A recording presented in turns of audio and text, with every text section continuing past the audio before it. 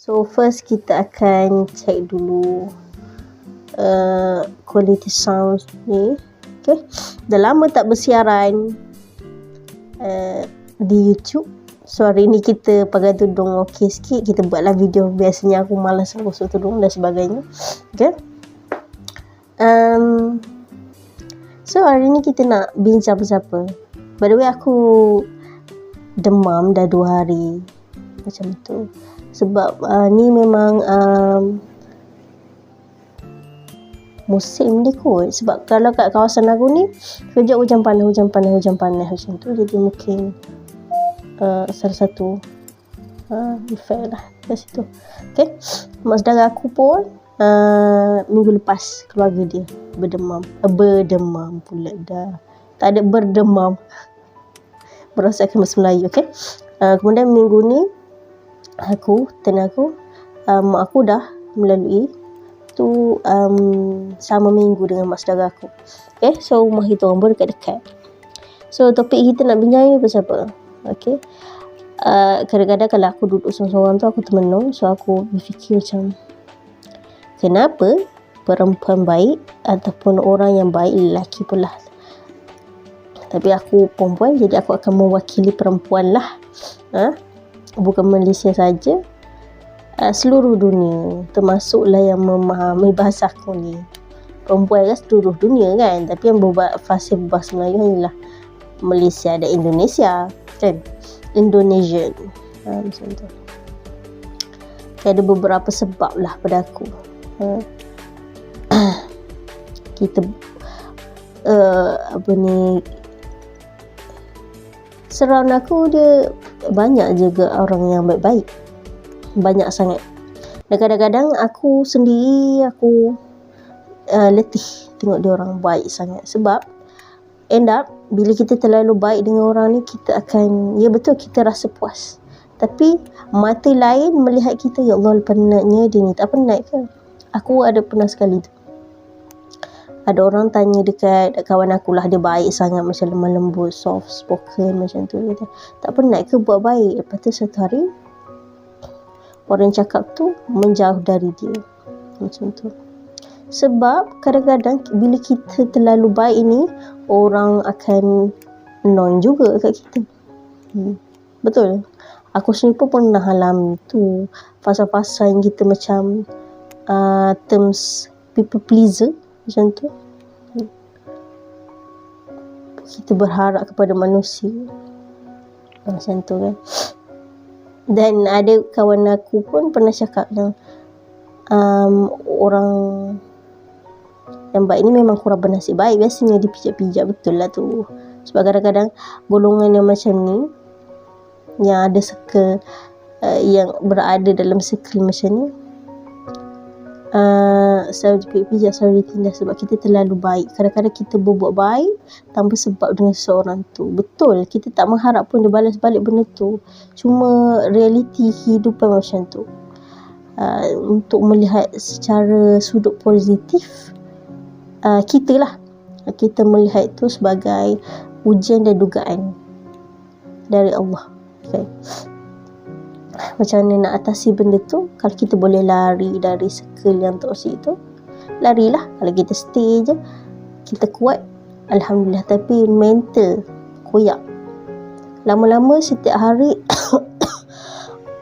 benda tu, sorry aku batuk, demam tak baik lagi suara pula. Benda tu akan mengikis kita punya mental kita koyak dan sebagainya lah. Kalau kita bersuami, mungkin kita terlalu baik dengan suami kita pun dipijak-pijak. Kalau suami kita Alhamdulillah baik, kita pun baik, Alhamdulillah.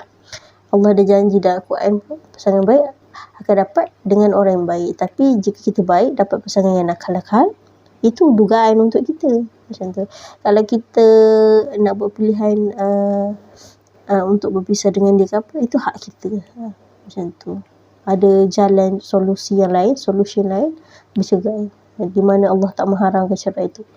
Okay. Adalah keputusan yang terakhir. Macam tu. Kalau buat apa kita nak stay dalam hubungan yang toksik kan? Tapi yelah, bila dalam hubungan yang perkahwinan tu mesti akan ada turun naik dia kan, macam tu.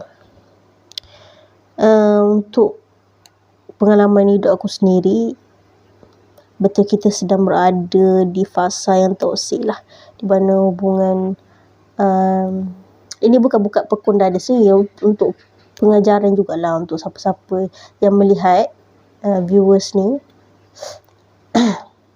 Kita tak mention nama siapa-siapa pun kan. Okay, jadi ini pengalaman aku sendiri. Kita sedang berada di fasa yang toksik, dalam circle yang toksik. Macam mana toksik? Dalam bentuk apa? Dalam skop yang macam mana? Broken home. Jadi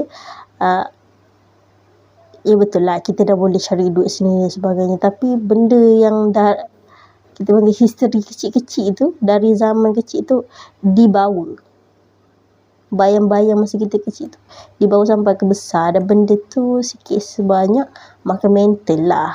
Okay, kalau orang tengok aku, mungkin dia tak, mungkin yelah kita tak ekspresikan dari luar benda tu. Kata setiap kali kita nak bertemu dengan orang baru je, aku broken home, kan? Tak kan macam tu. Siapa yang tahu je tahu. Apa hashtag tu? Yang tahu je tahu. YT JT macam sekarang ni budak guna hashtag kan. Kelakor. Kata sumpah aku kata benda hashtag YTJT tu apa maksud dia?